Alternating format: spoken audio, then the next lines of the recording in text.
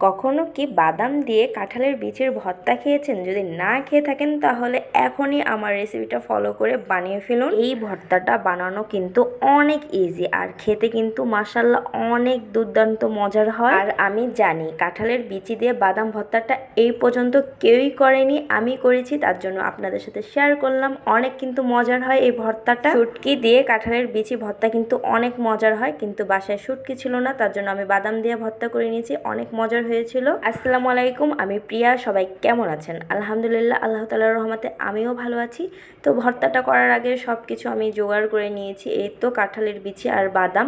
আমি কাঁঠালের বিচিগুলো ছোট ছোট করে কেটে নিয়েছি। আপনারা চাইলে কাঁঠালের বিচিটা ঘষে কাঁঠালের বিচির গায়ে যে লাল লাল থাকে না ছালটা, সেটা তুলে নিতে পারেন। আমি তুলিনি, একদম আমি সব ছোলা সহই আর কি ভেজে নিব। তারপর আমি দিয়ে দিয়েছি পেঁয়াজ কুচি আর কাঁচা মরিচ আর রসুন কুচি দিয়ে সুন্দর করে একটু পানি দিয়ে দিলাম যাতে সিদ্ধ হয়। তারপর একটু স্বাদ মতন লবণ আর একটু সয়াবিন তেল দিলাম।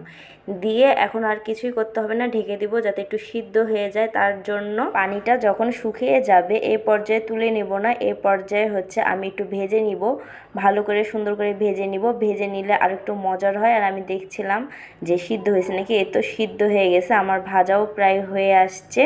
আর বাদাম আর কাঁঠালের মানটা একদমই দেখতে পাচ্ছেন অল্প অল্প পরিমাণের করছি, কারণ আমার জন্যই করতেছিলাম, তার জন্য একটু করেছি ভর্তা।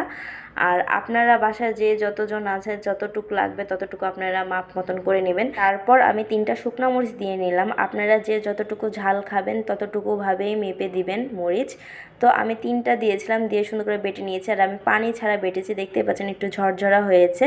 আপনারা চাইলে এই পর্যায়ে একটু পানি দিয়ে নরম করে বাটতে পারেন, বাট আমি এরকমই খেতে ভালোবাসি বাদাম ভর্তাটা আর কি, তার জন্য পানি দিইনি। তারপর উপর দিয়ে আমি সরিষার তেল দিয়ে দিলাম, খাঁটি সরিষার তেল। দেখতেই পাচ্ছেন কতটা লোভনীয় হয়েছে আর দেখতে কতটা ইয়ামি হয়েছে, তাই না? দেখতে যতটুকু সুন্দর হয়েছে মাশাল্লাহ খেতে দুর্দান্ত মজার হয়েছিল। আপনারা চাইলে বানিয়ে খেতে পারেন। ধোয়া ওঠা গরম ভাতের সাথে এই ভর্তাটা হলে আর কিছুই লাগে না, এতই মজার লাগে। তো আপনারা বাসায় ঝটপট করে এই ভর্তাটা বানিয়ে খেয়ে দেখবেন, অনেক মজার হয়। তো ভিডিওটা আজকের এই পর্যন্তই। ভিডিওটা ভালো লাগলে লাইক ফলো শেয়ার করে দেন।